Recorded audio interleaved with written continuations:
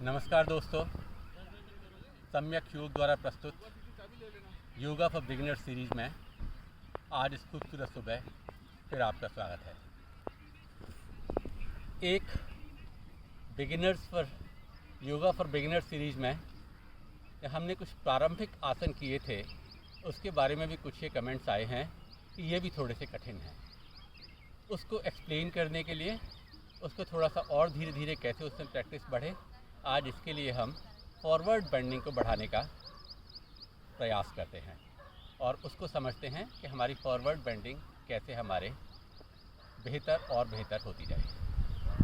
सबसे पहली बात आसन में ध्यान देने की ये है कि स्थिर सुखम आसनम, सुखपूर्वक धीरे धीरे जिस स्थिति में आप स्थिर हो सकें वो आसन है। कोई जल्दबाजी नहीं करती है। निरंतरता और लंबे समय तक अभ्यास, यही मूल मंत्र हैं आपके आसन की सिद्धि का।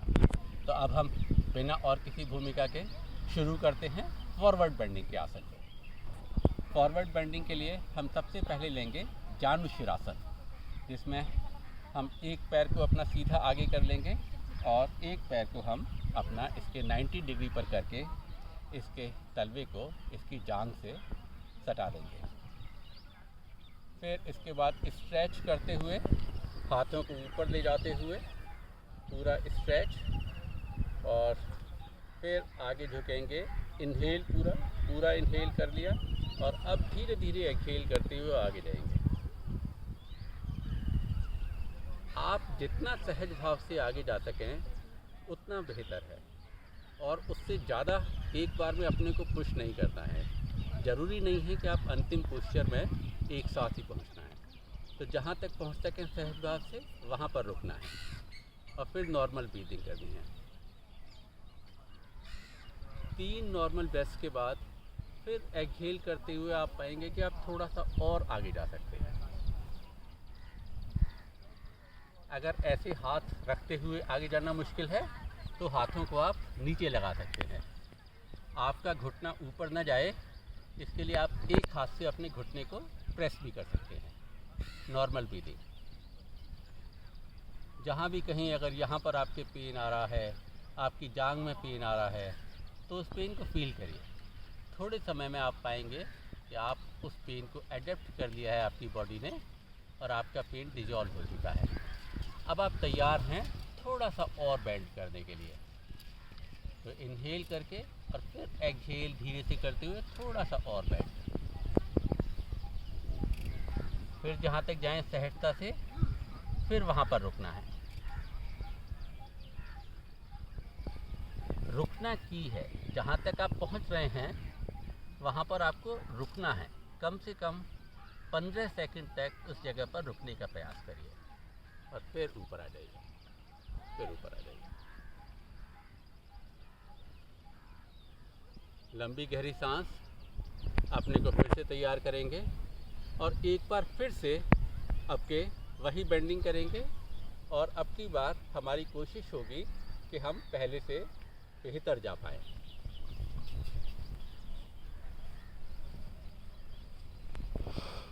उसी तरीके से एक हाथ से घुटने को प्रेस करते हुए सीधे रखते हुए अपनी टांग को आगे झुकेंगे। एक्सहेल करते हुए और आगे कमर से बेंड करना है।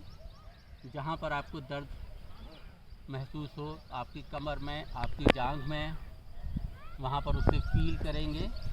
फील करने के बाद आराम से गहरी सांस के बाद पूरी तरह से अपने सारे मसल्स को उसी पोजीशन में रिलैक्स होने देंगे। पेन डिजॉल्व होता जाएगा और फिर धीरे धीरे सहज भाव से,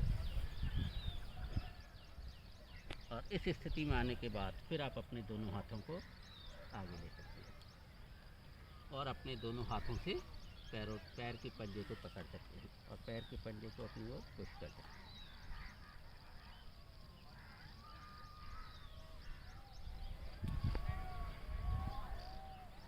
और फिर वापस स्थिति में। जब भी हम एक पैर से करेंगे तो उसी को सम अवस्था को रखने के लिए इसी चीज़ को दूसरे पैर से भी करना है। दूसरे पैर से भी उसी तरीके से जितने समय हम एक पैर से करेंगे उतने ही समय हम उसे, और उतना ही अभ्यास हम दूसरे पैर से भी करेंगे।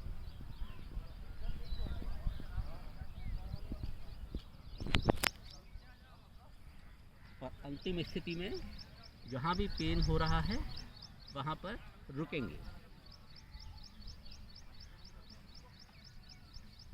और पेन को डिजॉल्व होने का मौका देंगे। नॉर्मल ब्रीदिंग और फिर उसके बाद लगभग 15 सेकंड बाद ऊपर। एक दिन में 3 बार अपनी सहज भाव से अपने को थोड़ा सा ज़्यादा पुश करेंगे। फिर जब उस स्थिति में सहज भाव से आ जाएंगे फिर थोड़ा सा और पुश करेंगे। फिर जब उस स्थिति में सहज भाव से आ जाएंगे फिर थोड़ा सा और पुश करेंगे। और इसके 3 सेट करेंगे। पहले सेट में अपने को करीब 15 सेकंड तक रोकेंगे। अगले सेकंड में उसको 30 सेकंड कर सकते हैं।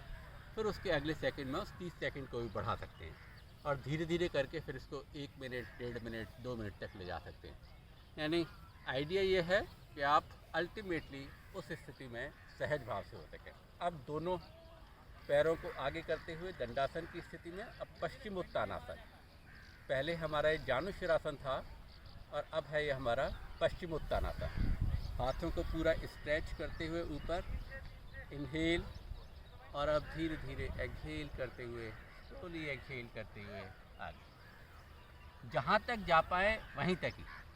अगर मैं पूरा नीचे तक जा पा रहा हूँ तो इसके पीछे अभ्यास है। जब आपका भी अभ्यास हो जाएगा तो आप भी उतनी ही सहजता से पूरे आगे तक जा पाएंगे। अभी लेकिन एक ही दिन में ये सोचने की आवश्यकता नहीं है कि आप इस आसन को नहीं कर पा रहे हैं। अगर आप इतना ही झुक पा रहे हैं बहुत अच्छा है, और इतने झुकने से ही अगर आप इतना झुक लेंगे तो ये आपको इस आसन के पूरे बेनिफिट देगा। ये सोचने की आवश्यकता नहीं है कि अगर आप नहीं कर पा रहे हैं, पूरा नहीं झुक पा रहे हैं तो आपका ये आसन नहीं हो पा रहा है और ये आसन बिगिनर्स के लिए नहीं है।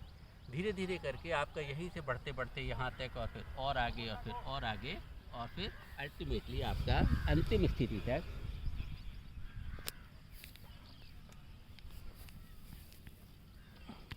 महीने भर के सतत अभ्यास के साथ आपका अंतिम स्थिति तक सहज भाव से पहुंच सकेगा। एक बार फिर से सांस निकालते हुए पूरी तरह से एक्सहेल करते हुए और फिर अंतिम स्थिति में रुकते हुए।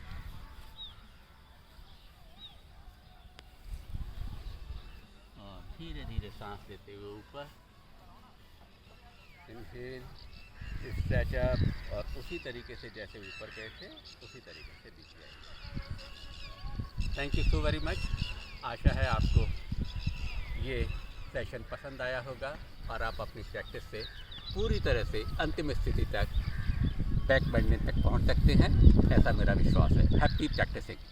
Thank you.